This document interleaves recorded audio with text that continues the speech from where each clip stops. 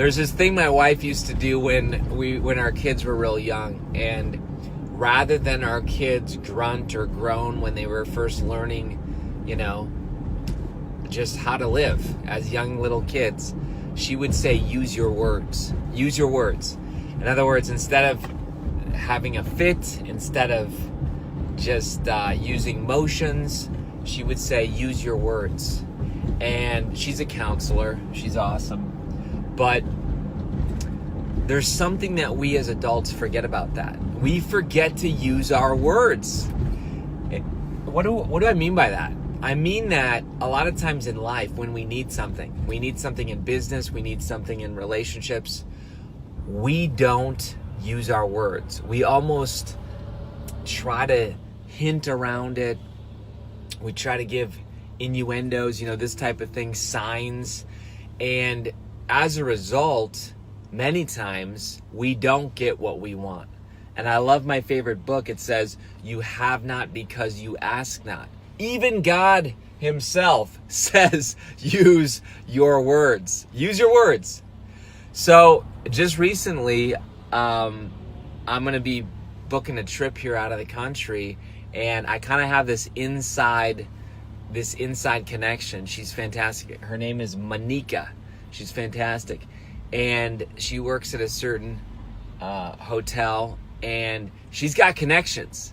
So I said to Monica, I'm going out of the country. I'm booking a room. Do you have any connections in this one city? In other words, I use my words. And she responds back and says, absolutely, I'm on it. Let me check. And I'm waiting for a reply. But I've done this a lot of times recently where, look, there's something I need. And I go around in life and I just really focus on being a giver. I really do. If there's anyone who needs anything that I can help them out with, and it's in my power to do so, I absolutely try to do it.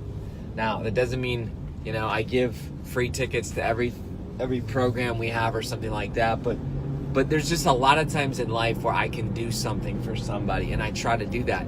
And as a result, when you operate that way, and when you show up filled up, you are a giver, you serve, you don't sell, you storytell, you don't market. Look, when you operate that way, I really believe that other people, they go out of their way to help you out, which is fantastic. It's brilliant.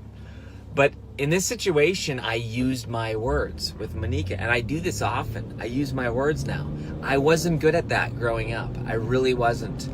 My wife almost had to train me on how to do that, because as somebody growing up, let's face it, we don't, at least for me, I didn't think I had a lot of worth, okay?